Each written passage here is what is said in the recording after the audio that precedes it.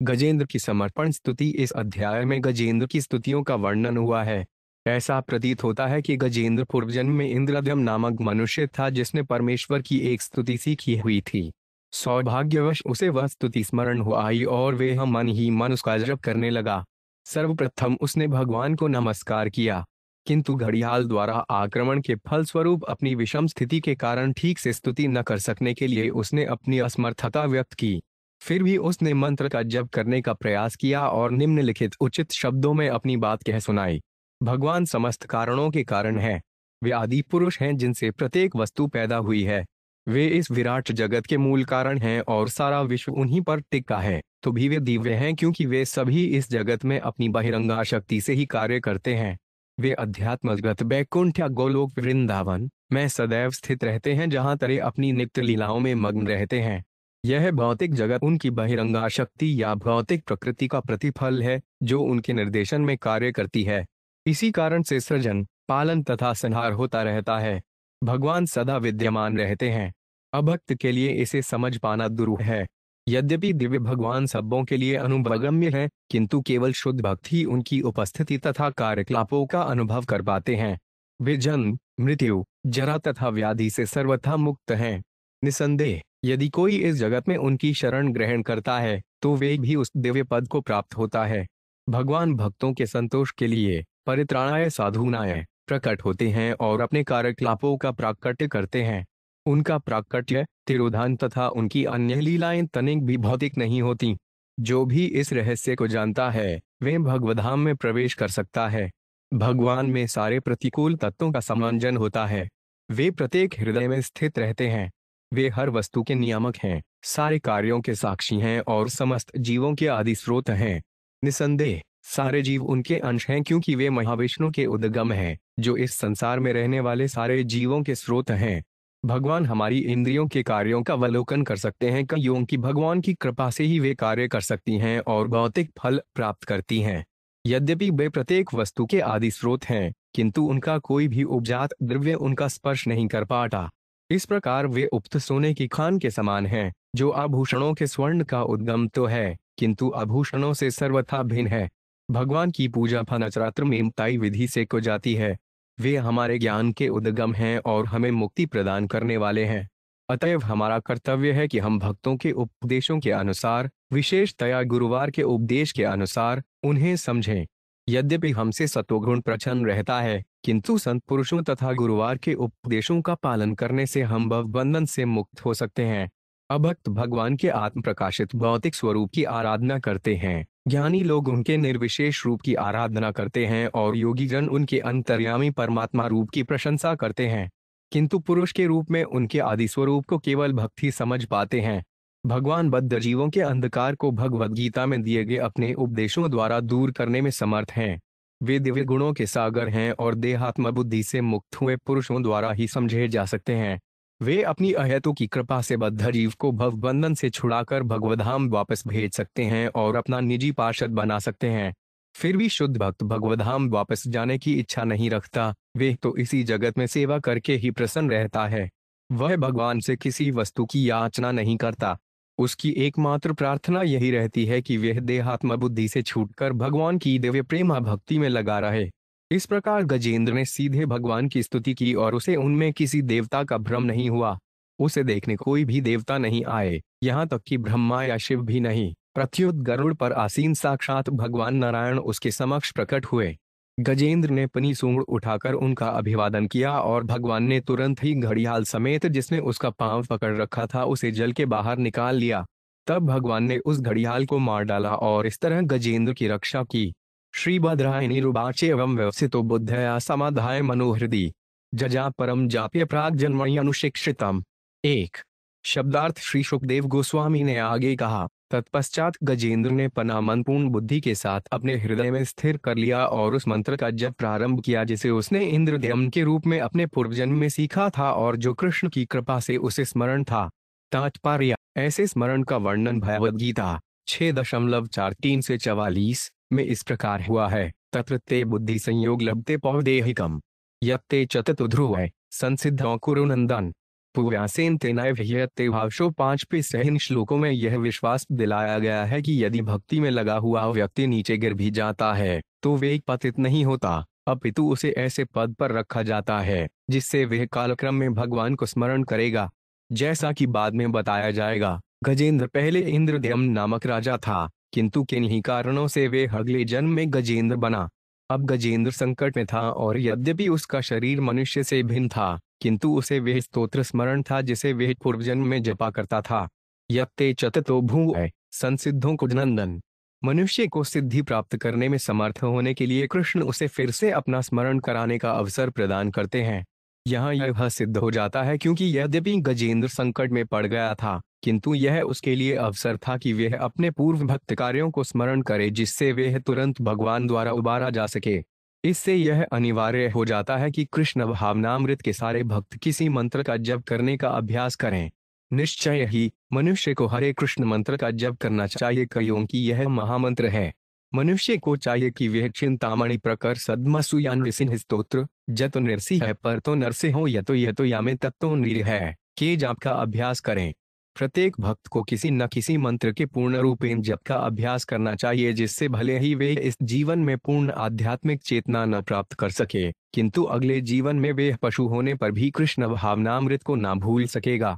निसंदेह भक्त को प्रयास करना चाहिए कि वे इसी जीवन में कृष्ण भावनामृत को पूर्ण कर ले, क्योंकि कृष्ण तथा उनके उपदेशों को समझ लेने मात्र से ही मनुष्य शरीर छोड़ने पर भगवद्धाम को वापस जा सकता है।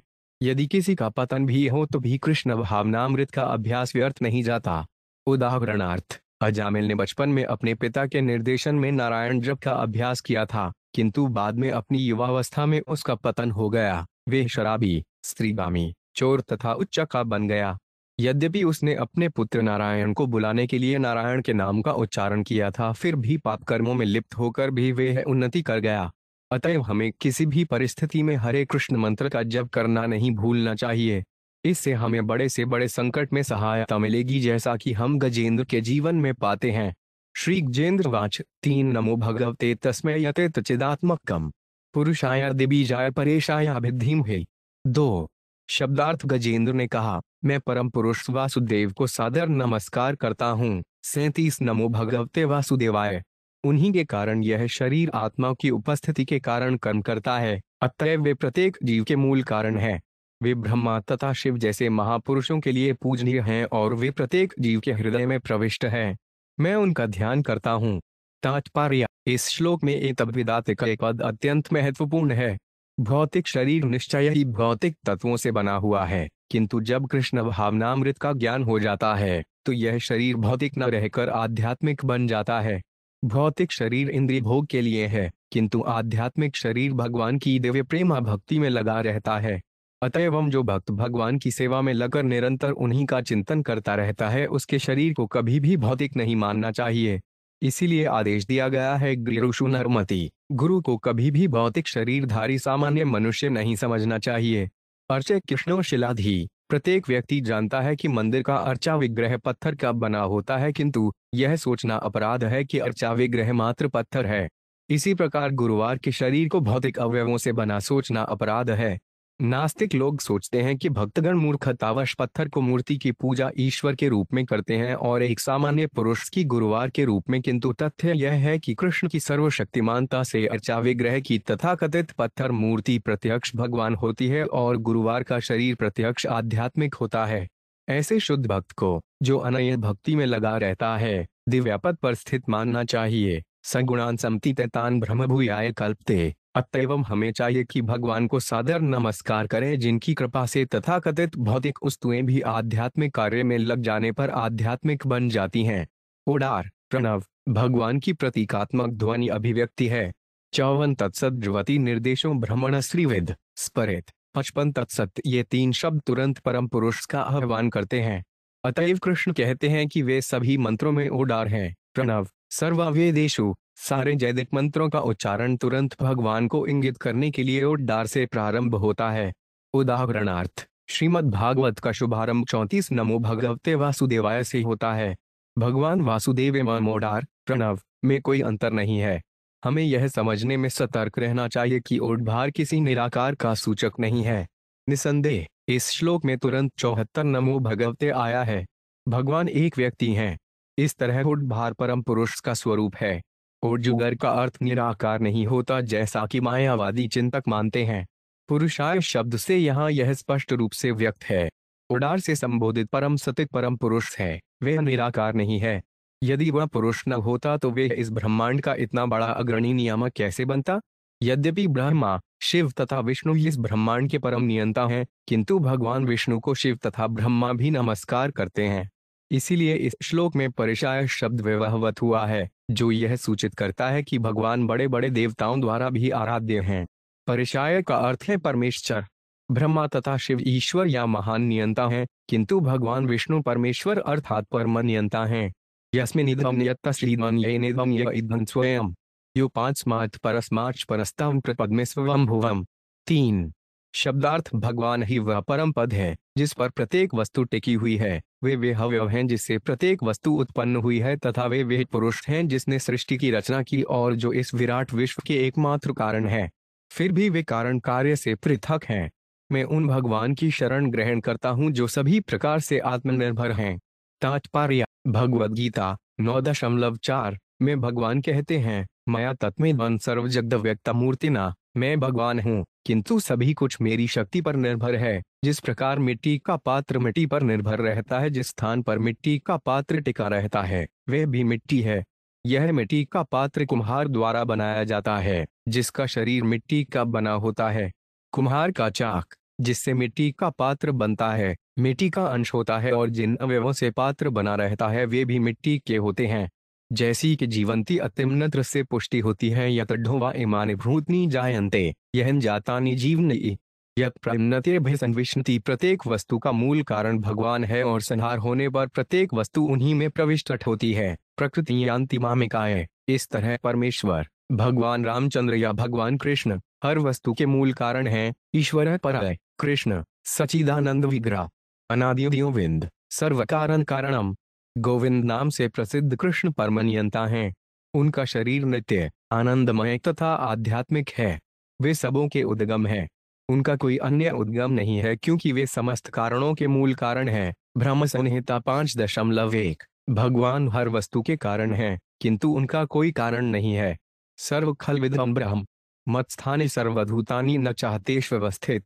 यद्यपि भगवान सब कुछ हैं किंतु उनका व्यक्तित्व विराट विश्व से पृथक है। यह स्वात्म निज मायार्पिता उनको अचिद विभाता उनका विचतिरोहितम अविधवक्सा शिभ्यंत दीक्षते स आत्ममूलो 5 अपराध पर।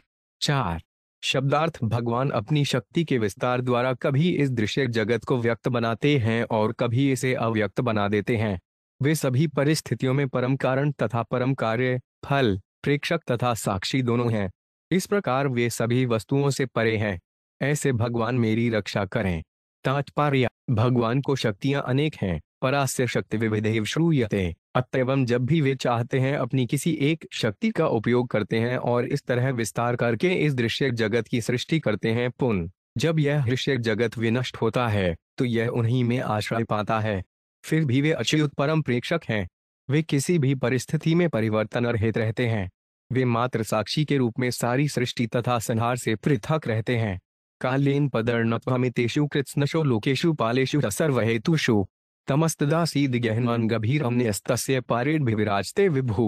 5 शब्दार्थ कालक्रम से जब लोकों तथा उनके निदेशकों एवं पालकों समेत ब्रह्मांड के सारे कार्य कारणों का संहार हो जाता है तो गहन अंधकार की स्थिति आती है, किंतु इस अंधकार के ऊपर भगवान रहता है। मैं उनके चरण कमलों की शरण ग्रहण करता हूँ। तात्पर्य वैदिक मंत्रों से हमें पता चलता है कि भगवान सबों के ऊपर हैं।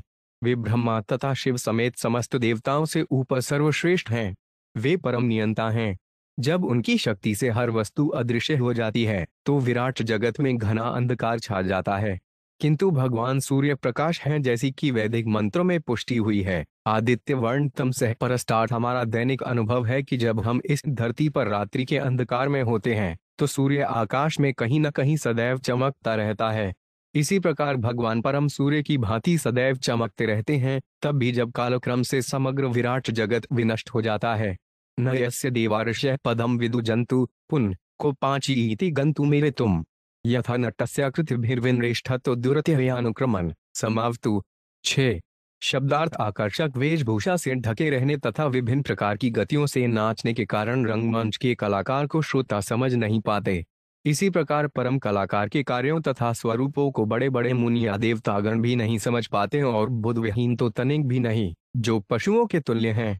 न तो देवता तथा मुनि, न ही बुद्धिहीन मनुष्य भगवान का स्वरूप को समझ सकते हैं और न ही वे उनकी वास्तविक स्थिति को अभिव्यक्त कर सकते हैं। ऐसे भगवान मेरी रक्षा करें। तात्पर्य: ऐसी ही बात कुंती देवी ने अभिव्यक्त की थी। भगवान सर्वत्र भीतर बाहर विद्यमान है, यहाँ तक कि वे हृदय के भीतर भी विद्यमान रहते हैं।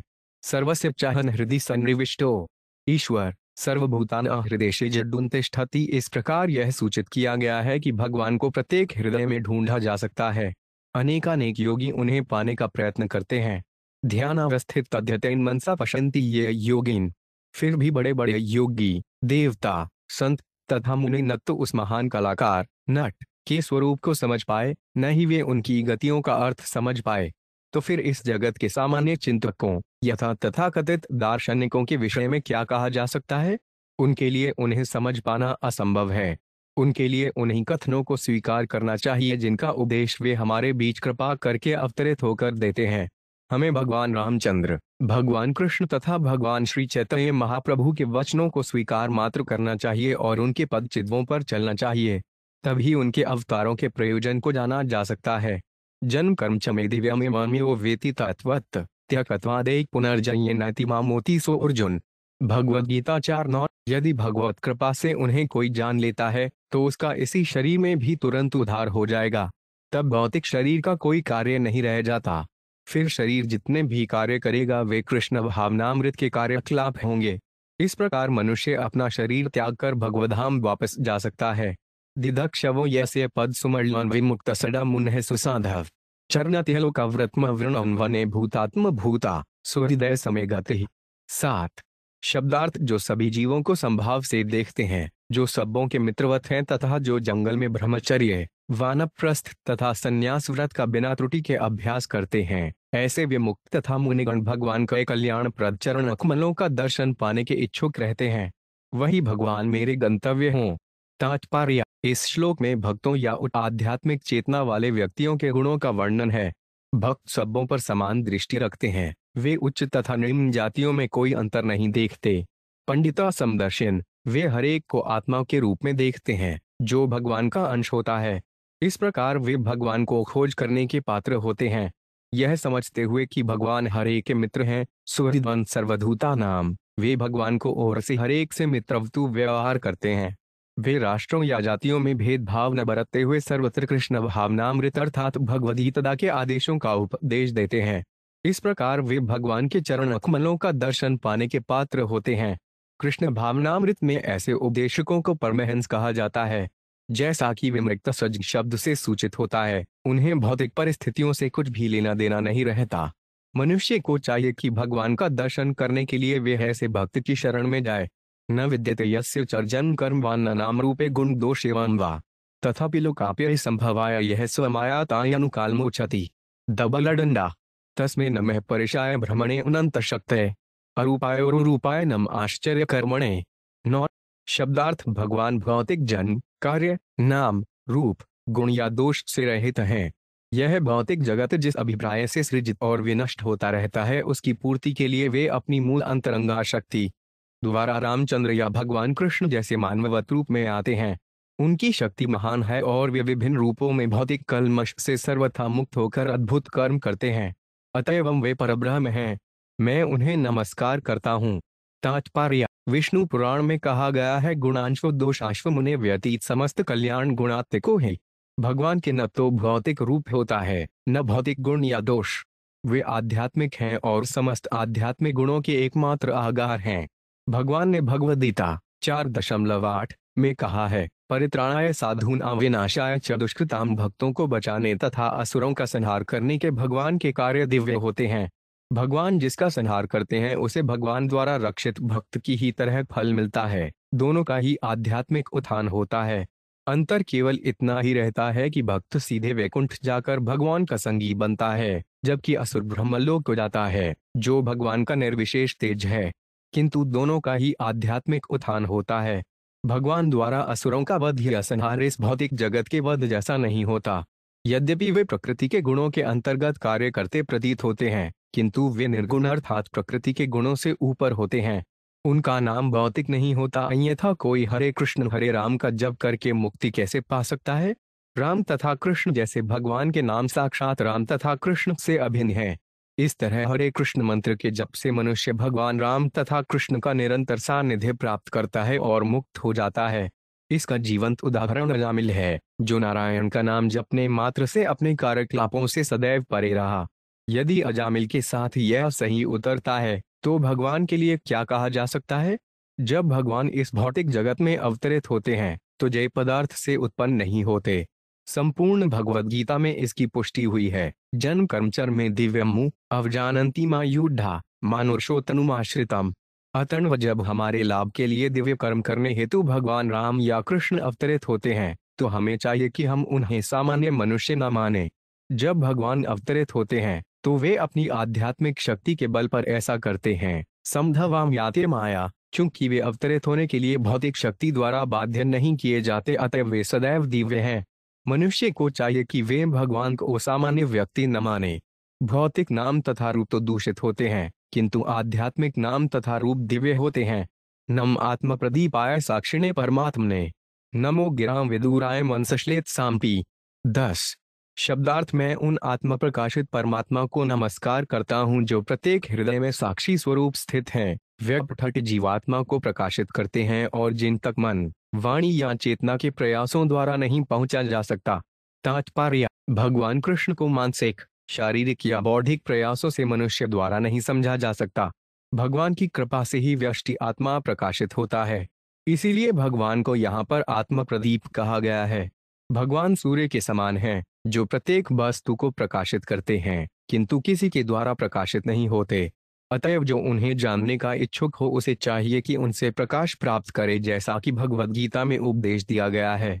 अपने मानसिक, शारीरिक या बौद्धिक बल से कोई भी भगवान को नहीं समझ सकता। सत्वेन प्रतिलभ्याय नष्कम्येन विपश्चिता नमक एवल्यनाधाय निर्वाण सुख संविदे। 11 शब्दार्थ: भगवान की अनुभूति उन शुद्ध भक्तों को होती है जो भक्ति योग की दिव्य स्थिति में रहकर कर्म करते हैं। वे अक्लुषित सुख के दाता हैं और दिव्यलोक के स्वामी हैं। अतएव मैं उन्हें नमस्कार करता हूँ। तात्पर्य: जैसा कि भगवद गीता में कहा गया है, भगवान केवल भक्ति से जाने जा सकते हैं। भक्त्या माम भिजानात्यवान्यश्चास्पि तत्ततः। यदि कोई सचमुच भगवान को जानना चाहता है, तो उसे भक्ति के कार्यों में जुट जाना चाहिए। ये कार्य सत्व या शुद्ध सत कहलाते हैं।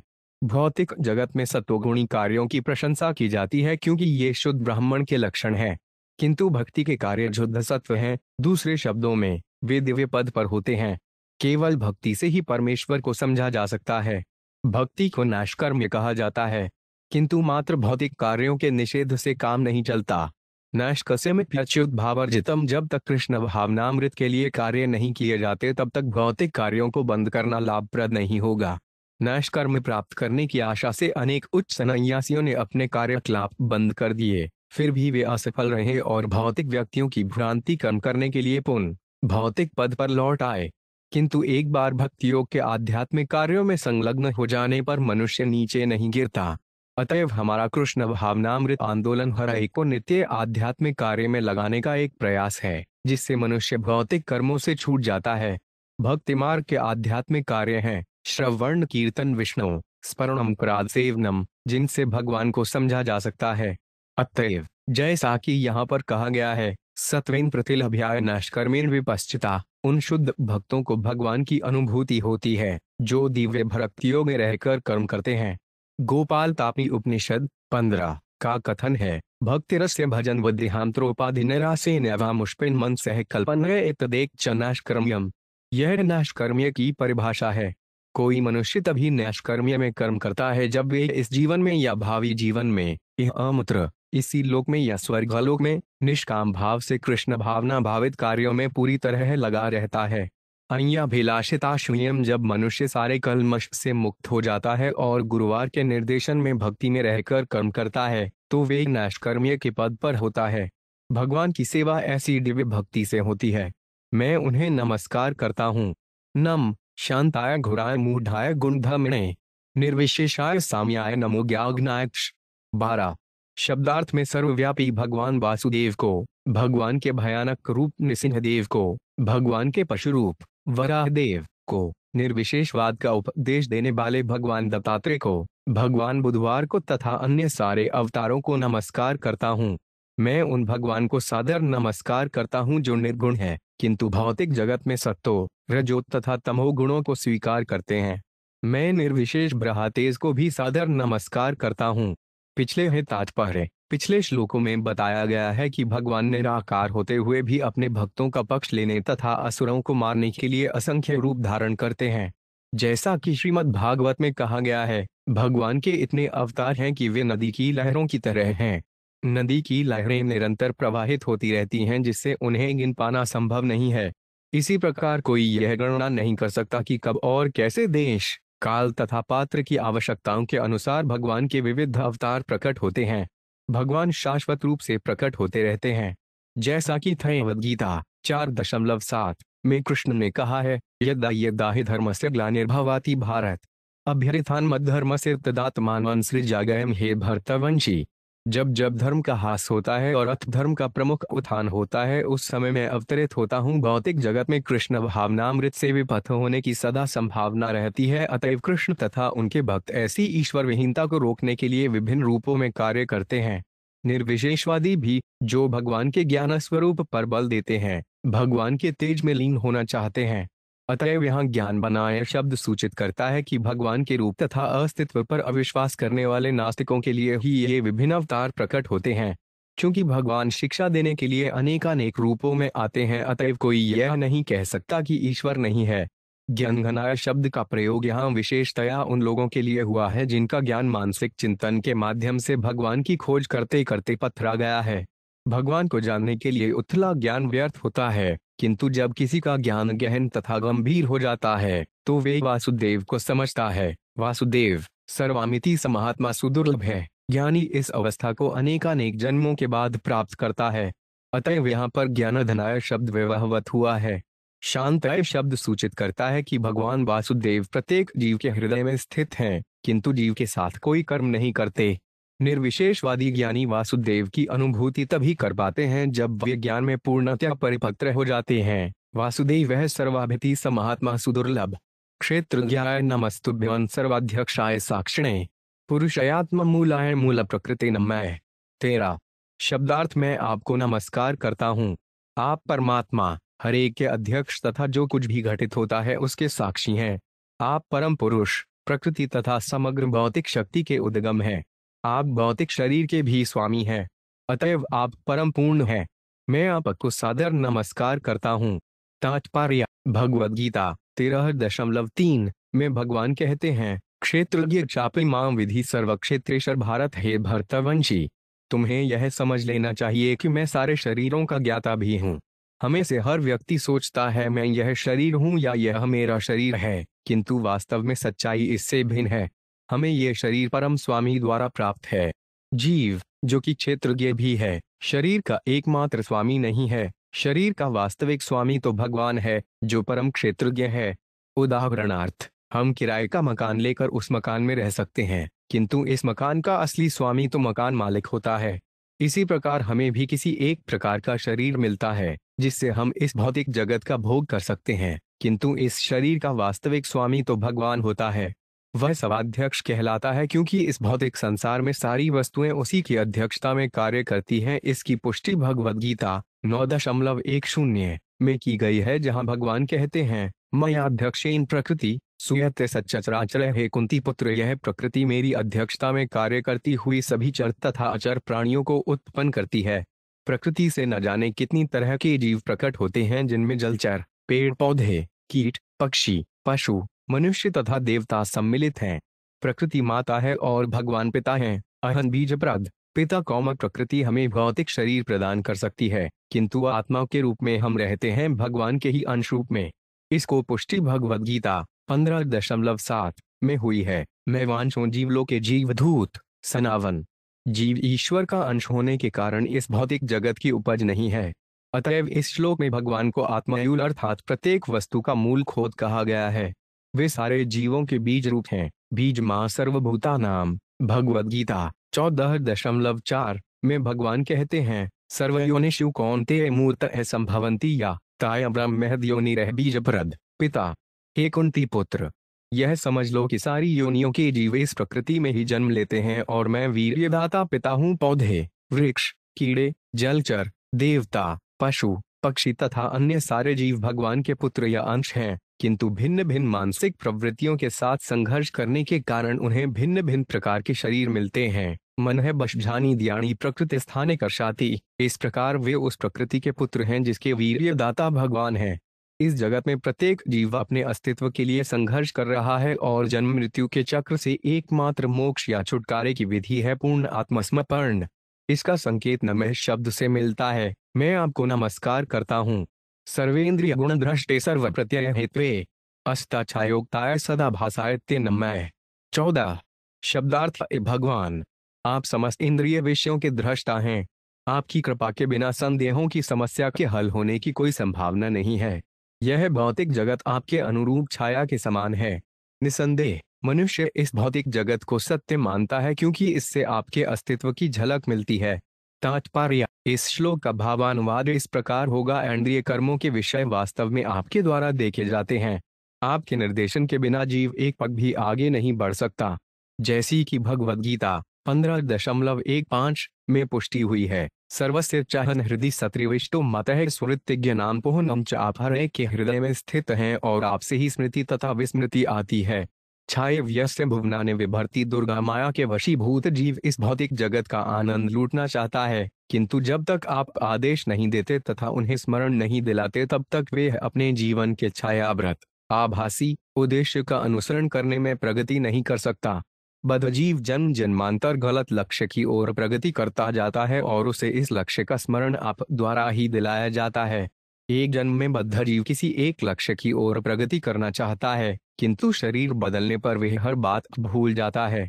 फिर भी हे प्रभु, चूंकि वह इस जगत का कुछ न कुछ भोग करना चाहता था, अतएव आप उसे उसके अगले जन्म में इसका स्मरण दिलाते हैं। मत स्फरितज्ञानिम पोहन का। चूंकि बद्ध जीव आपको भूलना चाहता है, अतएव आप कृपा पूर्वक जन्म जन्मांतर उसे ऐसे अवसर प्रदान करते रहते हैं जिससे वे आपको सतत भुला सकता है। अतएव आप बद्ध जीव के नित्य निर्देशक हैं। चूंकि आप हर वस्तु के मूल कारण हैं, अतएव हर वस्तु सत्य प्रतीत होती है। चरम सत्य तो आप ही हैं। मैं आपको नमस्कार करता हूँ। सर्व प्रत्यय शब्द की व्याख्या श्री विश्वनाथ चक्रवर्ती ठाकुर ने की है। वे कहते हैं कि फल कार्य से कारण की झलक मिल जाती है। उदाहरणार्थ, मिट्टी का पात्र कुम्हार के कार्य का फल है, अतएव पात्र को देखकर कुम्हार के अस्तित्व का अनुमान लगाया जा सकता है। इसी प्रकार यह भौतिक जगत आध्यात्मिक जगत से मिलता जुलता है और कोई भी बुद्धिमान व्यक्ति अंदाजा लगा सकता है कि यह किस प्रकार कार्य कर रहा है।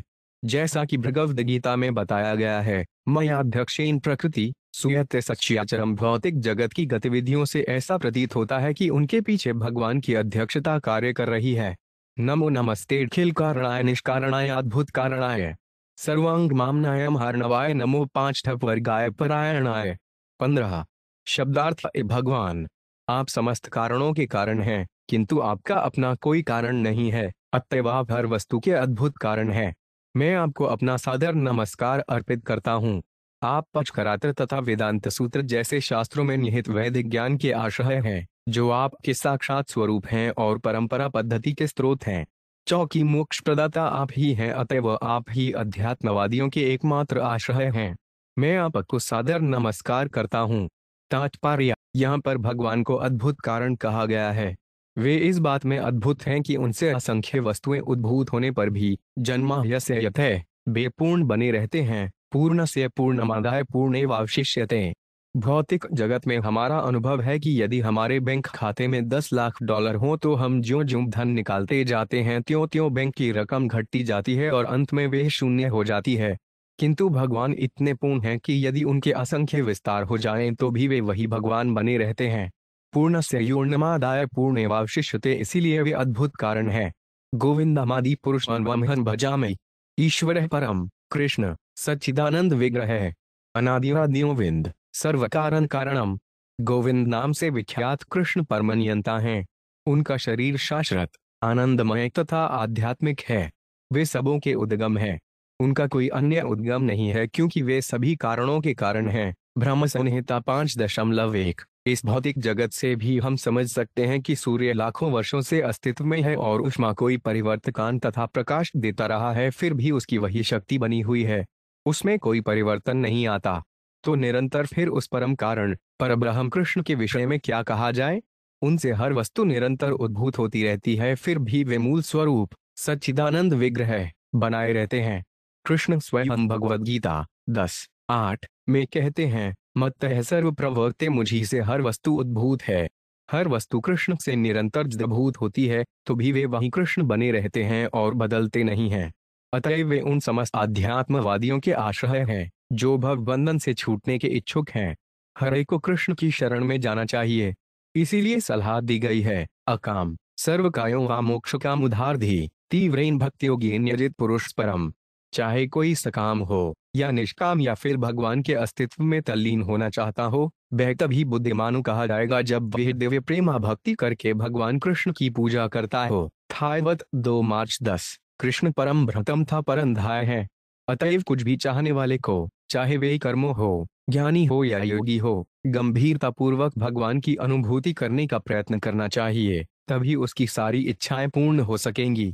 भगवान कहते हैं, ये यथा मां प्रपद्यन्ते तांस तथैव भजाम्यहम्। जीव जिस प्रकार से मेरी शरण में आते हैं, उन्हें मैं उसी प्रकार पुरस्कृत करता हूँ। यहाँ तक कि कर्मी भी भगवान से हर मनवांछित वस्तु प्राप्त कर सकता है।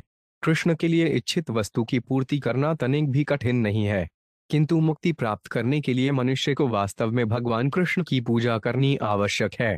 वेदेश स वैरह्यमे वेद। मनुष्य को चाहिए कि वैदिक साहित्य का अध्ययन करके कृष्ण को समझे। जैसी कि यहाँ पुष्टि की गई है, स्वागमासनाय महार्णवाय। वे समुद्र के तुल्य हैं और सारा वैदिक ज्ञान उन्हीं की ओर प्रवाहित होता है। अतएव बुद्धिमान अध्यात्मवादी भगवान की शरण ग्रहण करते हैं। सर्वधर्मान् यरित्यज्य मामेक शरणं ब्रज, यही चरम लक्ष्य है। गुणारणिचन चित्रिष्म पाय तत्क्षोभ विस्फूर्जित मानसाय। नैष्कर्म्य भावेन विवर्जितागम स्वयं प्रकाशाय नमस्करोमि। 16। शब्दार्थ है, प्रभु जिस प्रकार अरणिकाष्ठ में अग्नि की रहती है, उसी प्रकार आप तथा आपका असीम ज्ञान प्रकृति के भौतिक गुणों से ढका रहता है, किंतु आपका मन प्रकृति के गुणों के कार्यकलापों पर ध्यान नहीं देता। जो लोग आध्यात्मिक ज्ञान में बढ़े चढ़े हैं, वे वैदिक वाङ्मय में निर्देशित विधि विधानों के अधीन नहीं होते। चूंकि ऐसे उन्नत लोग दिव्य होते हैं, अतएव आप स्वयं उनके शुद्ध मनों में प्रकट होते हैं। इसलिए मैं आपको सादर नमस्कार करता हूँ। तात्पर्य: भगवद गीता 10.11 में कहा गया है, तेषा एवानुकंपार्थम अहन अज्ञानर्जितम नाश्याज्ञात्म भावस्थो ज्ञान दीपेन था सुता। जिस भक्त ने अपने हृदय में भगवान के चरण कमलों को धारण कर रखा है, उसे भगवान भीतर से विशेष कृपा करके ज्ञान दीप नामक दिव्य प्रकाश प्रदान करते हैं। इस ज्ञान दीप की तुलना अरणिकाष्ठ के भीतर छिपी अग्नि से की गई है। पूर्व काल में यज्ञ संपन्न करने के लिए ऋषिगण सीधे अग्नि नहीं जलाते थे, अग्नि का आवाहन अरणिकाष्ठ से किया जाता था। इसी प्रकार सारे जीव प्रकृति के गुणों से आच्छन्न हैं तथा ज्ञान की अग्नि, ज्ञान दीप, भगवान द्वारा ही जलाई जा सकती है, यदि उन्हें कोई अपने हृदय में धारण करें। सवै मन कृष्ण पदारविंदयो। यदि कोई अपने हृदय के भीतर स्थित कृष्ण के चरण कमलों की शरण गंभीरता पूर्वक ग्रहण करता है, तो भगवान सारे अज्ञान का उच्छेदन कर देते हैं। ज्ञान के दीप से मनुष्य विशेष भगवत कृपा के कारण तुरंत ही सब कुछ उचित रूप से समझ लेता है और स्वरूप सिद्ध बन जाता है। दूसरे शब्दों में, बाह्य रूप से सुशिक्षित न होने पर भी भक्त को भक्ति के कारण भगवान भीतर से प्रकाश देते हैं। यदि भगवान भीतर से प्रकाश दें तो भला कोई अज्ञान में कैसे रह सकता है। अतएव मायावादियों का यह दोषारोपण कि भक्ति का मार्ग बुद्धिहीन या अशिक्षित के लिए है, सत्य नहीं उतरता। यस्यास्ति भक्तिर्थैवत कि ज्ञाना सर्वे गुणस्तत्र समास्ते सुरा। भागवत 5:18-12। यदि कोई भगवान का अनन्य भक्त बन जाता है, तो उसमें सारे सद्गुण स्वतः आ जाते हैं। ऐसा किए ही बिना भक्त वेदों के उपदेशों से ऊपर होता है, वह परमहंस होता है। वैदिक वाङ्मय का अवगाहन किए बिना भी भक्त भगवत कृपा से शुद्ध तथा प्रबुद्ध हो जाता है। भक्त कहता है, अतएव हे प्रभु, मैं आपको सादर नमस्कार करता हूँ। माह प्रपनपशुपाश्विमोषप्ष्णाय मुक्ताय भूरि करुणाय नमोडिल्याय स्वांचेन सर्वत्नभुन मनसि प्रतीत प्रत्यक दिशे भगवते बृहते नमस्ते। 17 शब्दार्थ, चूंकि मुझ जैसे पशु ने परममुक्त आपकी शरण ग्रहण की है, अतएव आप निश्चय ही मुझे इस संकटमय स्थिति से उबार लेंगे। निसंदेह अत्यंत दयालु होने के कारण आप निरंतर मेरा उद्धार करने का प्रयास करते हैं। आप अपने परमात्मा रूप अंश से समस्त देहधारी जीवों के हृदयों में स्थित हैं। आप प्रत्यक्ष दिव्य ज्ञान के रूप में विख्यात हैं और आप असीम हैं। हे भगवान, मैं आपको सादर नमस्कार करता हूँ। तात्पर्य, श्रील विश्वनाथ चक्रवर्ती ठाकुर ने बृहते नमस्ते शब्दों की व्याख्या बृहते श्री कृष्णाय के रूप में की है। भगवान तो कृष्ण है। तत्व अनेक हैं, यथा विष्णु तत्व, जीव तत्व तथा शक्ति तत्व, किंतु सबों से ऊपर कृष्ण तत्व है जो सर्वव्यापी है। भगवान के सर्वव्यापी रूप की व्याख्या भगवद गीता 10:42 में की गई है, जिसमें भगवान कहते हैं, अथवा बहुनैतेन के ज्ञातेन तवार्जुन विषभ्याम अमिद्वान कृत्स्न में काशेन स्थितो जगत। किंतु हे अर्जुन, इस विस्तृत ज्ञान की क्या आवश्यकता है? अपने एक अंश से मैं इस संपूर्ण ब्रह्मांड में व्याप्त हूँ और इसका पालन करता हूँ। इस प्रकार कृष्ण कहते हैं कि सारा भौतिक जगत उनके आंशिक स्वरूप परमात्मा द्वारा पालित है। भगवान प्रत्येक ब्रह्मांड में पहले गर्भोदकशायी विष्णु के रूप में प्रवेश करते हैं और फिर क्षीरोदकशायी विष्णु के रूप में विस्तार करके सभी जीवों के हृदयों में, यहाँ तक कि परमाणुओं में भी प्रवेश करते हैं। अंडांतरस्थ प्रयाणु चरयांतरस्थ प्रत्येक ब्रह्मांड परमाणुओं से ओतप्रोत है और भगवान न केवल ब्रह्मांड के भीतर अपितु परमाणुओं के भीतर भी विद्यमान हैं। इस प्रकार वे प्रत्येक परमाणु में विष्णु के अंश परमात्मा रूप में स्थित हैं, किंतु जितने भी विष्णु तत्व हैं वे कृष्ण से उद्भूत हैं। जैसी कि भगवद गीता 10:2 में पुष्टि की गई है, अहम्मस आदिर्लि देवानाप, कृष्ण इस भौतिक जगत के देवों ब्रह्मा, विष्णु तथा महेश्वर के आदि हैं। इसलिए यहाँ पर उन्हें भगवते बृहते कहा गया है। हर व्यक्ति भगवान है अर्थात ऐश्वर्य युक्त है, किंतु कृष्ण बुद्धिमान भगवानों असीम ऐश्वर्य के स्वामी है। ईश्वर परम कृष्ण, कृष्ण हरेक के उद्गम है। अहं सर्वस्य प्रभव, यहाँ तक कि ब्रह्मा, विष्णु तथा महेश्वर भी कृष्ण से उत्पन्न है। मत परतरन्नान्यत किंचिदस्ति धनर्णय, कृष्ण से श्रेष्ठ कोई व्यक्ति नहीं है। अतएव विश्वनाथ चक्रवर्ती ठाकुर कहते हैं कि भगवते बुद्धते का अर्थ है श्री कृष्ण को। इस भौतिक जगत में प्रत्येक मनुष्य पशु है, क्योंकि वह देहात्म बुद्धि से युक्त है। यस्यात्म बुद्धि कृष्पे त्रिधाहु के स्वधि कलत्रादि उभयर इजधि यतीर्थ बुद्धि सलिलेन कटचि जनेश्व भिगेश सैव गोखर। जो मनुष्य तीन तत्वों से बने शरीर को आत्मा मानता है, जो शरीर के उपजातों को अपने संबंधी मानता है, जो अपनी जन्मभूमि को प्रिय मानता है और जो तीर्थ स्थानों में दिव्य ज्ञानवान व्यक्तियों से भेंट करने नहीं अपितु केवल स्नान के लिए जाता है, वे गाय या गधे के समान माना जाता है। भागवत 1:0:8-4-1-3। इस तरह प्रत्येक व्यक्ति एक तरह से पशु है और हर एक पर भौतिक संसार रूपी घड़ियाल आक्रमण करता है। वह न केवल गजेंद्र पर आक्रमण करता है, अपितु हमें से हर एक पर आक्रमण करता है और हम उसके दुष्परिणाम भोगते हैं। केवल कृष्ण ही हमें इस भौतिक जगत से छुटकारा दिला सकते हैं। निसंदेह वे सदैव हमारा उद्धार करने के प्रयास में लगे रहते हैं। ईश्वर सर्वभूतानो हृदय उज्जुन तिशाति, वे हमारे हृदयों के भीतर रहते हैं और तनिक भी असावधानी नहीं बरतते। उनका एकमात्र उद्देश्य भौतिक जीवन से हमारा उद्धार करना रहता है। ऐसा नहीं है कि जब हम उनकी प्रार्थना करते हैं तभी वे हमारी ओर ध्यान देते हैं। वे हमारे प्रार्थना करने के पूर्व से ही हमारा उद्धार करने के लिए सतत प्रयत्नशील रहते हैं। वे हमारे उद्धार के विषय में तनिक भी प्रमाद नहीं करते। अतएव इस श्लोक में कहा गया है, भूरे करुणाय नमो उल्याय। यह भगवान की अहेतु की कृपा ही है कि वे हमें सदा भगवधाम वापस ले जाने के लिए प्रयत्नशील रहते हैं। ईश्वर मुक्त हैं, अतएव वे हमें भी मुक्त बनाना चाहते हैं और यद्यपि वे निरंतर इसके लिए प्रयत्नशील रहते हैं, किंतु हम उनके उपदेशों का पालन करने से इनकार करते रहते हैं। सर्वधर्मान परित्यज्यामि शरणं व्रज, इतने पर भी वे क्रुद्ध नहीं होते। इसीलिए उन्हें यहाँ भूरि करुणाय कहा गया है। वे हमें इस कष्टप्रद भौतिक जीवन से उबारने तथा भगवधाम वापस ले जाने के लिए अत्यंत दयालु रहते हैं। आत्मात्मजाप्त गृहवितजनेषु सक्तय ईश प्रापणाय गुण सर्विवर्जिताय मुक्तात्म भी स्वहृदय परिभाविताय ज्ञानात्मने भगवते नमीश्वराय। 18 शब्दार्थ है प्रभु, जो लोग भौतिक कल्मश से पूर्णतः मुक्त हैं, वे अपने अंतस्थल में सदैव आपका ध्यान करते हैं। आप मुझ जैसों के लिए दुष्प्राप्य हैं, जो मनोरथ, घर, संबंधियों, मित्रों, धन, नौकरों तथा सहायकों के प्रति अत्यधिक आसक्त रहते हैं। आप प्रकृति के गुणों से निष्कलुषित भगवान हैं। आप सारे ज्ञान के आगार, परम नियंता हैं। अतएव मैं आपको सादर नमस्कार करता हूँ। तात्पर्य: यद्यपि भगवान इस भौतिक जगत में आते हैं, किंतु वे प्रकृति के गुणों से अप्रभावित रहते हैं। इसकी पुष्टि ईशोपनिषद द्वारा होती है। अपाप विधमु, वे कलुषित नहीं होते। इसी तथ्य को यहाँ पर बताया गया है। गुण सड्डु विवर्जिताय, यद्यपि भगवान इस भौतिक जगत में अवतार के रूप में प्रकट होते हैं, किंतु वे प्रकृति के गुणों से अप्रभावित रहते हैं। जैसा कि भगवद गीता 9.11 में कहा गया है, अवजानन्ति मा युद्धमानुषि तनुमाश्रितस्। अल्पज्ञ एवं मूर्ख लोग भगवान का उपहास करते हैं, क्योंकि वे एक मनुष्य की भांति प्रकट होते हैं। अतएव मुक्तात्मा ही भगवान को समझ सकते हैं। मुक्तात्मा भी स्वहृदय परिभावित आए हैं। केवल मुक्तात्मा ही कृष्ण के विषय में निरंतर चिंतन कर सकता है। ऐसा व्यक्ति सबसे बड़ा योगी होता है। भगवद गीता 6.47 योगिनामापि सर्वेषु मद्यतेनान्तरत्मना अधावान भजते यो मां समय युक्तत्मी मत। समस्त योगियों में से जो योगी दिव्य प्रेमा भक्ति से युक्त होकर मुझ में स्थित रहता है, मेरी पूजा करता है और वह योग में मुझसे घनिष्ठता पूर्वक युक्त हो जाता है, और वही सर्वश्रेष्ठ है। यह धर्म कामार्थ विमृक्त कामा भजन्ति गतिमाप्नुवन्ति किचा शिशोरातिपि देहम व्ययन करोतु मेदभ्रद्यो विमोक्षणम। 19। शब्दार्थ: भगवान की पूजा करने पर जो लोग धर्म, अर्थ, काम तथा मोक्ष इन चारों में रुचि रखते हैं, वे उनसे अपनी इच्छानुसार इन्हें प्राप्त कर सकते हैं। तो फिर अन्य आशावादों के विषय में क्या कहा जा सकता है? कभी कभी भगवान ऐसे महत्वाकांक्षी पूजकों को आध्यात्मिक शरीर प्रदान करते हैं। जो भगवान असीम कृपालु हैं, वे मुझे वर्तमान संकट से तथा भौतिकतावादी जीवन शैली से मुक्ति का आशीर्वाद दें।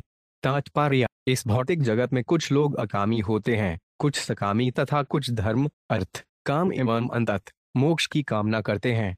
अकाम सर्व कामो व मोक्ष काम उद्यर्थी तीव्रेन भक्तियोगेन यजित प्रियोष्परम। भागवत 2:3-10। यह संस्तुति की गई है कि मनुष्य की चाहे जो भी स्थिति हो, चाहे वह भौतिक लाभ चाहता हो या न चाहता हो, या अतंतः मोक्ष चाहता हो, उसे भगवान को श्रद्धा पूर्वक भक्ति करनी चाहिए, तभी उसे मनवांछित वस्तु प्राप्ति होगी। ये यथा मां प्रपद्यन्ते तांस्तद्भव प्रजाज्ञः। भगवान आदान प्रदान करते हैं। यहाँ तक कि एक सामान्य जीव भी जो चाहता है, उसे कृष्ण प्रदान करते हैं। कृष्ण हरेक के हृदय में स्थित रहते हैं और जीव को मनवांछित वस्तु देते हैं। ईश्वर सर्वदान हृदयेन जुन्तिष्ठति भ्राम्यन् सर्वभूतानि यन्त्रारूढानि माया। हे अर्जुन, भगवान सबों के हृदय में आसीन हैं और भौतिक शक्ति से निर्मित यंत्र पर आरूढ़ सारे जीवों को घुमाते रहते हैं। भगवद गीता 18.61। भगवान हर एक को अपनी महत्वाकांक्षा को पूर्ति का अवसर प्रदान करते हैं। यहाँ तक कि ध्रुव महाराज जैसे भक्त भी अपने पिता के साम्राज्य से अधिक बड़े साम्राज्य का वर चाहते थे। यद्यपि उन्हें आध्यात्मिक शरीर प्राप्त हुआ, किंतु उन्हें साम्राज्य भी प्राप्त हुआ, क्योंकि जो भी भगवान के चरण कमलों की शरण ग्रहण करता है, उसे भगवान निराश नहीं करते। क्योंकि गजेंद्र ने वर्तमान संकट से, या यूं कहें कि भौतिकतावादी जीवन के वर्तमान संकट से मुक्त होने के लिए शरण ग्रहण को थी, तो भगवान उसकी इच्छा पूर्ति क्यों न करते? एकांतिनो यस्य न कञ्जनार्थवा उच्यन्ति ये वै भगवत प्रपन्ना अत्यद्भुतां चरितां सुमर्यान् गायन्तानन्द समुद्रमग्ना। 20। तमक्षर बहा पर प्रेष्म व्यक्तमाध्यात्मिक योगम्यम अतीन्द्रियं सूक्ष्मम्यवाति दूरमनंतमदं परिपूर्णमीडे। 29।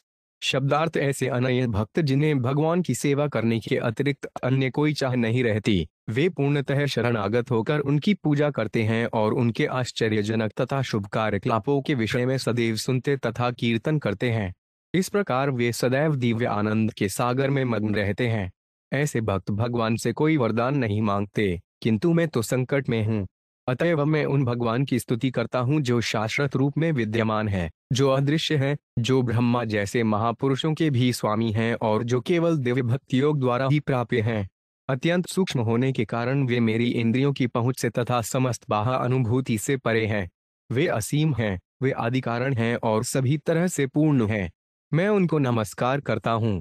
तात्पर्य: अय्याभिलाषिता श्रेय ज्ञान कर्या चन्नावृता आनुकूलेन कृष्णानुशीलन भक्तिरुतम्मा भक्ति रसावत सिंधु 9 जनवरी 11। मनुष्य को चाहिए कि भगवान कृष्ण की दिव्य प्रेमा भक्ति अनुकूल होकर तथा सकाम कर्म या दार्शनिक चिंतन द्वारा किसी भौतिक लाभ की इच्छा के बिना करे।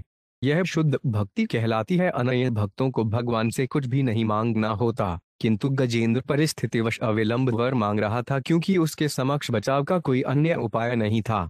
कभी कभी जब कोई विकल्प नहीं रहता तो शुद्ध भक्त भगवान की कृपा पर पूर्ण रूपेण आश्रित रहने के कारण किसी न किसी वर के लिए प्रार्थना करता है, किंतु ऐसी प्रार्थना में खेद भी व्यक्त किया जाता है। जो भगवान को दिव्य लीलाओं के विषय में सदैव श्रवण तथा कीर्तन करता रहता है, वह सदैव ऐसे दिव्य पद पर स्थित रहता है जहाँ किसी भी भौतिक लाभ की याचना नहीं करनी पड़ती। जब तक कोई नितांत शुद्ध भक्त नहीं होता तब तक वे स्तन आंदोलन में कीर्तन करने तथा नाचने से मिलने वाले दिव्य आनंद का भोग नहीं कर सकता। ऐसा आनंद सामान्य भक्त को मिलना संभव नहीं है। श्री चैतन्य महाप्रभु ने हमें दिखलाया है कि किस तरह भावभोर होकर कीर्तन, श्रवण तथा नृत्य मात्र के द्वारा दिव्य आनंद उठाया जा सकता है। यही भक्ति योग है। अतएव गजेंद्र ने कहा, आध्यात्मिक योगम यम, जिससे सूचित होता है कि जब तक कोई इस दिव्य पद पर स्थित न हो तब तक वे भगवान तक नहीं पहुंच सकता। भगवान पास पहुंच सकने का वर अनेकानेक जन्मों के बाद प्राप्त होता है, फिर भी श्री चैतन्य महाप्रभु ने यह वर सबों को प्रदान किया है, उन पतितात्माओं तक को जिनके पास आध्यात्मिक जीवन की कोई भी विरासत नहीं है। वास्तव में कृष्ण भावनामृत आंदोलन में ऐसा ही देखा जाता है। अतएव भक्ति योग का मार्ग एक निर्मल विधि है जिससे भगवान तक पहुंचा जा सकता है। ब्रकत्या हमें क्या ग्रह है, केवल भक्ति के माध्यम से भगवान तक पहुंचा जा सकता है। भगवान भगवद्गीता 7.1 में कहते हैं, मया सत्तमना पार्थ योगी ज्ञान मदाशय असंशय समग्र यथा ज्ञास्यसि तच्छृणु। हे पृथा पुत्र अर्जुन, अब सुनो कि किस तरह मेरी भावना से पूर्णतया भावित होकर योगाभ्यास करने और मन को मुझ में अनुरक्त करने से तुम मुझे पूरी तरह संशयरहित होकर जान सकते हो। मात्र कृष्ण भावनामृत में अनुरक्त होने तथा निरंतर कृष्ण के चरण कमलों के चिंतन से मनुष्य भगवान को संशयरहित पूरी तरह जान सकता है। यस्य ब्रह्माद्यो देवा वेदा लोकाश्चरात्ररा नाम रूप विभेदेन फल व्याचकल्या कृता। 22 यथार्चिशो 5 घ्ने सवितुर्गभस्तयो निर्यांति संयांत्य सकृत स्वरोनिश तथा ये तो 5 अनुगुण संप्रवाहो बुद्धिर्मनः खानी शरीर सर्गा। 22 सव्यान देवासुरमर्त्य तिरेड्डय नस्नि न षंढो न पुमान जंतु न गुण कर्म न संचासन निषेध शेषो जैताद शेष। 22 शब्दार्थ भगवान अपने सूक्ष्म अंश जीव तत्व की सृष्टि करते हैं जिसमें ब्रह्मा, देवता तथा वैदिक ज्ञान के अंग साम, ऋग, यजुर तथा अथर्व से लेकर अपने अपने नामों तथा गुणों सहित समस्त चर तथा अचर प्राणी सम्मिलित हैं। जिस प्रकार अग्नि के स्फुलिंग या सूर्य की चमकीली किरणों अपने स्रोत से निकलकर पुनः उसी में समा जाती हैं, उसी प्रकार मन, बुद्धि, इंद्रियां, स्थूल भौतिक तथा सूक्ष्म भौतिक शरीर तथा प्रकृति के गुणों के सतत रूपांतर, विकार, ये सभी भगवान से उद्भूत होकर पुनः उन्हीं में समा जाते हैं। वे न तो देव हैं, न दानव, न मनुष्य, न पक्षी या पशु हैं। वे न तो स्त्री या पुरुष या क्लीव हैं और न ही पशु हैं। न ही वे भौतिक गुण, सकाम कर्म, प्राकट्य या अप्राकट्य हैं। वे नेति नेति का भेदभाव करने में अंतिम शब्द हैं और वे अनंत हैं। उन भगवान की जय हो। तात्पर्य, यह भगवान की असीम शक्ति का संक्षिप्त वर्णन है। परम पुरुष अपने अंशों को प्रकट करके विभिन्न अवस्थाओं में कर्म करते हैं और ये अंश उनकी विभिन्न शक्तियों, परास्य शक्ति विविधते के रूप में एक साथ भिन्न भिन्न रूप में स्थित हैं। प्रत्येक शक्ति सहज रूप से कार्यशील है, स्वाभाविक ही ज्ञान बल क्रिया च, अतएव भगवान अनंत हैं। न तत्समशाभियादिकश्व दृश्यते, न तो कुछ उनके तुल्य हैं, न कोई वस्तु उनसे बढ़कर है। यद्यपि वे अनेक प्रकार से अपने को प्रकट करते हैं लेकिन उन्हें स्वयं कुछ भी नहीं करना होता। न कस्य कार्य कारण च विद्यते, क्योंकि उनकी असीम शक्तियों के विस्तारों से ही सब कुछ किया जाता है। जिजी विषय नामिहामुया कि मंतर्बाहिश्चावृते भ्योया इच्छा में कालेन यस्य विप्लव तस्यात्मलोकावरणस्थ मोक्षम। 25 शब्दार्थ घड़ियाल के आक्रमण से मुक्त किए जाने के बाद में और आगे जीवित रहना नहीं चाहता। हाथी के शरीर से क्या लाभ जो भीतर तथा बाहर से अज्ञान से आच्छादित हो। मैं तो अज्ञान के आवरण से केवल नित्य मोक्ष की कामना करता हूँ। यह आवरण काल के प्रभाव से विनष्ट नहीं होता। तात्पर्य, इस भौतिक जगत में प्रत्येक जीव अज्ञान के अंधकार से आच्छादित है। इसलिए वेदों का आदेश है कि मनुष्य को गुरुवार के माध्यम से भगवान तक पहुंचना चाहिए, जिनका वर्णन तथा स्तुति गात्मीय तंत्र में इस प्रकार की गई है। 357 अज्ञानति मिरन्नस्य ज्ञानाग्नं शलाख्या चक्षुरनीलिवन यह तस्पेशी गुरुवे नम। मैं अपने गुरुवार को सादर नमस्कार करता हूँ जिन्होंने ज्ञान के दीपक से मेरी उन आंखों को खोल दिया है जो अज्ञान के अंधकार से अंधी हो चुकी थी। भले ही मनुष्य इस जगत में जीवन संघर्ष क्यों न करे, किंतु उसके लिए सदैव जीवित रह पाना असंभव है। फिर भी मनुष्य को समझना चाहिए कि यह जीवन संघर्ष अज्ञान के कारण है, क्योंकि प्रत्येक जीव परमेश्वर का नित्य अंश है। किसी को हाथी या भारतीय या अमेरिकी पुरुष के रूप में जीवित रहने की कोई आवश्यकता नहीं है। मनुष्य को प्रकृति जन्म मृत्यु के चक्कर से मुक्ति प्राप्त करने की एकमात्र कामना करनी चाहिए। अज्ञान के कारण प्रकृति द्वारा प्रदत्त प्रत्येक जीवन को हम सुखी तथा आनंददायक मानते हैं, किंतु इस भौतिक जगत के पतित चींटी जीवन में ब्रह्मा से लेकर एक क्षुद्र चींटी तक कोई भी वास्तव में सुखी नहीं है। हम सुखपूर्वक रहने के लिए अनेक योजनाएं बनाते हैं, किंतु इस भौतिक जगत में कोई सुखी नहीं हो सकता, भले ही हम इस जीवन में या उस जीवन में स्थायी आवास बनाने का कितना ही प्रयत्न क्यों न करें। सोढ़न विश्वसूच विश्वम विश्व विश्ववेद सम विश्वात्मान मजन ब्रह्म प्रणतो 5 स्मित पर पदम 26। शब्दार्थ भौतिक जीवन से मोक्ष की कामना करता हुआ अब मैं उस परम पुरुष को सादर नमस्कार करता हूँ जो इस ब्रह्मांड का स्रष्टा है, जो साक्षात विश्व का स्वरूप होते हुए भी इस विश्व से परे है। वह इस जगत में हर वस्तु का परम ज्ञाता है, ब्रह्मांड का परमात्मा है। वह अजन्मा है और परम पद पर स्थित भगवान है। उसे मैं सादर नमस्कार करता हूँ। तात्पर्य, कभी कभी जब सामान्य व्यक्ति को भक्ति योग या कृष्ण भावनामृत का उपदेश दिया जाता है तो लोग तर्क करते हैं, कहाँ है कृष्ण, कहाँ है ईश्वर, क्या आप हमें उनका दर्शन करा सकते हैं। इस श्लोक में इसका उत्तर मिलता है कि यदि हम पर्याप्त बुद्धिमान हैं तो हमें यह जानना चाहिए कि कोई ऐसा भी है जिसने संपूर्ण विश्व की रचना की है, जिसने इस विश्व के लिए अवयव प्रदान किए और स्वयं अवयव बन गया, जो नित्य है किंतु इस विश्व के भीतर नहीं है। केवल इसी बात पर भगवान को सादर नमस्कार किया जा सकता है। भक्तिमय जीवन की यही शुरुआत है। योगृन्दित कर्माणो हृदय योग विभाविते योगिनो ये प्रपश्चयन्ति योगेश अंतर्नतो उसघयम्। 27। शब्दार्थ में उन बहा परमात्मा समस्त योग के स्वामी को सादर नमस्कार करता हूँ जो सिद्ध योगियों द्वारा अपने हृदयों में तब देखे जाते हैं जब उनके हृदय भक्ति योग के अभ्यास द्वारा सकाम कर्मों के फलों से पूर्णतया शुद्ध तथा मुक्त हो जाते हैं। तात्पर्य, गजेंद्र ने इतना ही स्वीकार किया कि कोई ना कोई ऐसा होगा जिसने इस ब्रह्मांड की रचना की है और इसको अवयव प्रदान किए हैं। इतना तो हर एक को, यहाँ तक कि कट्टर नास्तिक को भी मान लेना चाहिए। तो फिर अभक्त तथा सामान्य नास्तिक इसे क्यों नहीं स्वीकार करते? इसका कारण यह है कि वे अपने सकाम कर्मों के फलों से दूषित रहते हैं। मनुष्य को एक के बाद एक संपन्न किए गए सकाम कर्मों के फल स्वरूप हृदय में जमी हुई धूल से मुक्त होना चाहिए। उसे भक्ति योग के अभ्यास से इस धूल को धो डालना चाहिए। योगान्धित कर्माण्य, जब तक मनुष्य भौतिक प्रकृति के रजो तथा तमोगुणों से आच्छादित है तब तक भगवान को जान पाने की कोई संभावना नहीं है। तदा रजस्तमो भावा कामलोभाद्यंशे, जब मनुष्य रजो तथा तमोगुणों से मुक्त हो जाता है तो वे काम तथा लोभ जैसे निम्नतम दुर्गुणों से मुक्त हो जाता है। आजकल ऐसी बहुत सी योग की पाठशालाएं हैं जो लोगों को योग के अभ्यास से काम तथा लोभ विकसित करने के लिए प्रोत्साहित करती हैं।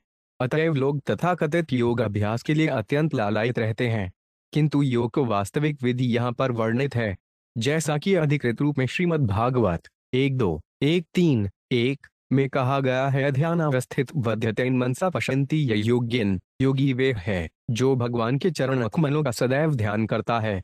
इसी की पुष्टि ब्रह्म संहिता 5.38 में भी हुई है। भक्ति आव 2 इलोका चनेन प्रेमाजन चारित भक्ति विलिचनेन सनंत सदैव हृदय विलोक्यन्ति ये श्याम सुंदरम चिंत गुण स्वरूप गोविंदमादि पुरुषतमहं भजामि।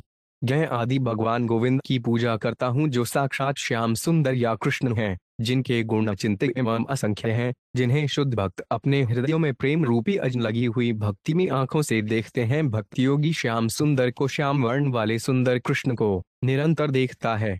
क्योंकि गजेंद्र अपने को सामान्य पशु समझ रहा था, अतएव उसने अपने आप को भगवान का दर्शन पाने के लिए अयोग्य समझा। विनयवश उसने सोचा कि वह योग का अभ्यास नहीं कर सकता।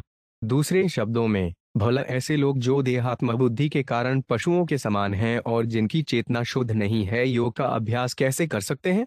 वर्तमान काल में जिन लोगों की इंद्रियां वश में नहीं है, जिन्हें दर्शन का ज्ञान नहीं है और जो धर्म के सिद्धांतों या विधि विधानों का पालन नहीं करते, वे भी योगी होने का अभिनय करते हैं। योग अभ्यास में यह सबसे बड़ी विडंबना है। नमो नमस्तुभ्यं सहावेग शक्ति त्रयायाखिल धिगुणाय प्रपन्न पालाय दुरंत शक्त कदिंद्रियाणाम नवाप्य वर्तमने। 28। शब्दार्थ है प्रभु, आप तीन प्रकार की शक्तियों के दुस्तर वेग के नियामक हैं। आप समस्त इंद्रिय सुख के आगार हैं और शरणागत जीवों के रक्षक हैं। आप असीम शक्ति के स्वामी हैं, किंतु जो लोग अपनी इंद्रियों को वश में रखने में अक्षम हैं, वे आप तक नहीं पहुंच पाते। मैं आपको बारंबार सादर नमस्कार करता हूँ। तात्पर्य, आसक्ति, लोभ तथा काम ये तीन दुस्तर वेग हैं जो भगवान के चरण अकमलों पर मन को एकाग्र करने में बाधक होते हैं। ये वेग इसलिए कार्यशील रहते हैं क्योंकि भगवान नहीं चाहते कि अभक्तों तथा नास्तिकों को उनका साक्षात्कार हो, किंतु भगवान के चरण अकमलों की शरण लेने पर ये अवरोध हट जाते हैं और भगवान का साक्षात्कार हो सकता है। अतएव हम भगवान शरणार्थों के रक्षक हैं। भगवान के चरण अकमलों को शरण में गे बिना कोई व्यक्ति भक्त नहीं बन सकता। तब भगवान उसे भीतर से बुद्धि प्रदान करते हैं जिससे वे भगवधाम वापस जा सकता है। नाय वेद स्वमात्मान्य क्षत्याहांधियाहतम तदुरते महात्म्यं भगवंतमितो 5 में है। 29। शब्दार्थ में उन भगवान को सादर नमस्कार करता हूँ जिनकी माया से ईश्वर का अंश जीव देहात्मबुद्धि के कारण अपनी असली पहचान को भूल जाता है। मैं उन भगवान की शरण ग्रहण करता हूँ जिनके यश को समझ पाना कठिन है। तात्पर्य, जैसा कि भगवद गीता में कहा गया है, प्रत्येक जीव, चाहे वह मनुष्य हो, देवता, पशु, पक्षी, मक्खी या कुछ और हो, भगवान का अंश है। भगवान तथा जीव पिता तथा पुत्र के समान घनिष्ठता पूर्वक जुड़े हैं। दुर्भाग्यवश भौतिक संपर्क के कारण जीव इसे भूल जाता है और अपनी ही योजना के अनुसार स्वतंत्र रूप से भौतिक जगत का भोग करना चाहता है। इस माया को पार कर पाना अत्यंत कठिन है। माया जीव को आच्छादित कर लेती है क्योंकि जीव भगवान को भूलना चाहता है और इस जगत का भोग करने के लिए अपनी योजना बनाना चाहता है। जब तक यह कलमश बना रहता है तब तक बद्ध जीव अपनी वास्तविक पहचान को समझने में असमर्थ बना रहेगा और जन्म जन्मांतर भ्रम में पड़ा रहेगा। अतो युह क्षेत्र युताप्तवितजनस्य मोहममेति थरागवत 5:5-8। जब तक जीव इतना प्रबुद्ध नहीं हो लेता कि वह अपनी वास्तविक स्थिति को समझ सके तब तक वह भौतिकतावादी जीवन के प्रति तथा घर, देश अथवा क्षेत्र, समाज, पुत्र, परिवार, जाति, बैंक बचत आदि के प्रति आकृष्ट रहता रहेगा। इन सब से आच्छादित होने से वह सोचता रहेगा, मैं यह शरीर हूँ और इससे संबंधित प्रत्येक वस्तु मेरी है। इस भौतिकवादी देहात्म बुद्धि से ऊपर उठ पाना अत्यंत कठिन है, किंतु जो भगवान की शरणागत हो जाता है, जैसा कि गजेंद्र ने किया, वह ब्रह्मपद को प्राप्त करके प्रबुद्ध हो जाता है। ब्रह्मभूत प्रसंचात्पा न शोचती न कांक्षति सम सर्वेषु भूतेषु मद्भक्ति लथते पराम। जो अध्यात्म पद पर स्थित है उसे तुरंत ही परब्रह्म का साक्षात्कार हो जाता है और वह पूर्ण प्रसन्न हो जाता है। वह न तो पछताता है, न ही किसी वस्तु को प्राप्त करने की इच्छा करता है। वह समस्त जीवों के प्रति समान भाव रखता है। उस अवस्था में वह मेरी शुद्ध भक्ति को प्राप्त करता है। भगवद गीता 18.54। चूंकि भक्त पूर्ण रूपेण ब्रह्मपद पर रहता है अतएव वह किसी अन्य जीव से ईर्ष्या नहीं करता। समय सर्वेषु भूतेषु श्री शुभ्वा एवं गजेंद्र उपवर्णित निर्विशेषान ब्रह्माद्यो विविध लीड्रभिदाभिमाना नैत्यदुपसुपुर निखिलात्मकत्वात् तत्राखिलाम रम्यो हरिरा विरासीतु। 30। शब्दार्थ श्री सुखदेव गोस्वामी ने आगे कहा, जब गजेंद्र किसी व्यक्ति विशेष का नाम न लेकर परम पुरुष का वर्णन कर रहा था तो उसने ब्रह्मा, शिव, इंद्र, चंद्र इत्यादि देवताओं का आह्वान नहीं किया। अतएव इनमें से कोई भी उसके पास नहीं आए। किंतु चूंकि भगवान है परमात्मा, पुरुषोत्तम है, अतएव वे गजेंद्र के समक्ष प्रकट हुए। तात्पर्य, गजेंद्र के वर्णन से लग रहा है कि वह किसी परम सत्ता को लक्ष्य कर रहा था, यद्यपि उसे यह कोई पता न था कि यह परम सत्ता कौन है। उसने अटकल लगाई, ऐसी कोई परम सत्ता अवश्य है जो सबों से ऊपर है। ऐसी स्थिति में भगवान के विविध वंशों ने यथा ब्रह्मा, शिव, इंद्र, चंद्र इत्यादि ने सोचा कि यह तो सहायता के लिए हमें नहीं बुला रहा, यह तो उस ब्रह्म को बुला रहा है जो हम सबों के ऊपर हैं। जैसा कि गजेंद्र ने वर्णन किया है, भगवान के विविध अंश हैं जिनमें देवता, मनुष्य तथा पशु सम्मिलित हैं जो विभिन्न रूपों से आच्छादित हैं। यद्यपि देवताओं के जिम्मे ब्रह्मांड के विविध भागों की देखभाल का उत्तरदायित्व है, किंतु गजेंद्र ने सोचा कि ये सब उसकी रक्षा कर पाने में असमर्थ हैं। हारे बिना न व्यर्थें तरंती। कोई भी व्यक्ति किसी को जन्म, मृत्यु, जरा तथा व्याधि के संकट से बचा नहीं सकता। केवल भगवान ही संसार के खतरों से रक्षा कर सकते हैं। अतएव इस भयानक संसारी से मुक्त होने के लिए बुद्धिमान व्यक्ति भगवान के पास जाता है, किसी देवता के पास नहीं। जैसा कि बृहद गीता 7:20 में पुष्टि की गई है, कामस्तैर्तज्ञाना प्रपद्यन्तेर्न, ये देवता जो लोग अज्ञानी हैं वे क्षणिक भौतिक लाभ के लिए विभिन्न देवताओं के पास जाते हैं, किंतु वास्तविकता तो यह है कि ये देवता जीव को भौतिक संसार के खतरों से बचा नहीं सकते। अन्य जीवों की तरह देवता भी भगवान के दिव्य शरीर के बाह्य अंग मात्र हैं। जैसा कि वैदिक मंत्रों में कहा गया है, स आत्मा अक्लय्य देवता, शरीर के भीतर आत्मा रहता है और शरीर के विभिन्न भाग यथा हाथ पांव बाह्य हैं। इसी प्रकार समग्र विश्व की आत्मा नारायण या भगवान विष्णु हैं और सारे देवता, मनुष्य तथा अन्य जीव उनके शरीर के अंग हैं। यह भी निष्कर्ष निकाला जा सकता है कि चूंकि वृक्ष अपनी जड़ों के बल पर जीवित रहता है और जब जड़ों को पानी दिया जाता है तो वृक्ष के सारे अंगों को भोजन मिल जाता है, उसी तरह मनुष्य को चाहिए कि वे भगवान की वे पूजा करे जो सबों के आदि मूल हैं। यद्यपि भगवान के पास तक पहुंचना अत्यंत कठिन है, किंतु वे हमारे अत्यंत समीप रहते हैं क्योंकि उनका वास हमारे हृदयों में होता है। जो ही भगवान यह समझ लेते हैं कि कोई मनुष्य पूर्णतया उनको शरण में आकर कृपा याचना कर रहा है, त्यों ही वे तुरंत कार्यवाही करते हैं। फलत गजेंद्र की रक्षा करने के लिए यद्यपि देवता नहीं आए, किंतु उसको भावप्रवण स्तुति के कारण भगवान तुरंत ही उसके समक्ष प्रकट हुए। इसका अर्थ यह नहीं है कि देवता गजेंद्र से अप्रसन्न थे, बल्कि वास्तव में जब विष्णु की पूजा की जाती है तो अन्य सारे देवताओं की भी पूजा हो जाती है। यस्मिन् द्वे जगत तुष्टप, यदि भगवान प्रसन्न हैं तो सभी प्रसन्न हैं। यथा तरुगुल निषेचनी तृप्यन्ति तत्स्कंद भुजोपशाखा प्राणोपमयच्छेन्द्रियाणा तथा सर्वारहन्मच्योत्तेजा। जिस प्रकार वृक्ष की जड़ में पानी डालने से तना, शाखाएं तथा अन्य सभी भाग ऊर्जित हो उठते हैं, जिस प्रकार उदर में भोजन के पहुंचने से इंद्रियां तथा शरीर के अंग चैतन्य हो उठते हैं, उसी प्रकार भक्ति द्वारा भगवान की पूजा करने से भगवान के अंशरूप देवता स्वतः संतुष्ट हो जाते हैं। भागवत 31 अप्रैल 14। जब भगवान की पूजा की जाती है तो सारे देवता तुष्ट हो जाते हैं। तत्गद्दार्थमुपलभ्य जगन्निवासः स्तोत्र निशम्य दिविजय सह संस्तुवदधि छंदोमेन गरुडेन समूहामान भद्रकरायुद्धों 5 बेगमदाशु यत्तो गजेंद्र। 31 शब्दार्थ गजेंद्र के प्रार्थना करने के कारण उसकी विकट स्थिति को समझने के पश्चात सर्वत्र निवास करने वाले भगवान हरि देवताओं समेत वहां प्रकट हुए। ये देवता उनकी स्तुति कर रहे थे। अपने हाथों में चक्र तथा अन्य आयुध लिए और अपने वाहन गरुड़ की पीठ पर सवार होकर वे तीव्र गति से अपनी इच्छानुसार गजेंद्र के समक्ष प्रकट हुए। तात्पर्य: श्रील विश्वनाथ चक्रवर्ती ठाकुर ने विशेष रूप से संकेत किया है कि चूंकि गजेंद्र अत्यधिक संकट में था और भगवान से कृपा करने के लिए प्रार्थना कर रहा था, अतएव देवता वहां जाने से सकुचाए, यद्यपि वे रक्षा करने के लिए तुरंत जा सकते थे। चूंकि उन्होंने सोचा कि गजेंद्र की प्रार्थना भगवान को लक्षित करके की गई है, अतः उन्होंने इसे अपमान समझा, किंतु यह स्वयं में एक अपराध था। फलस्वरूप जब भगवान वहां गए तो वे भी गए और उन्होंने भगवान की स्तुति की, जिससे उनका अपराध क्षमा हो सके। सो 5 सरस्य रूबलेन गृहीत आर्तो हष्ठा गरुत्मति हरिख उपातत्र क्रम उत्धिपे सांबुजकरण गिरमह कृछा नारायणाखिल गुरु भगवान नमस्ते बतेज।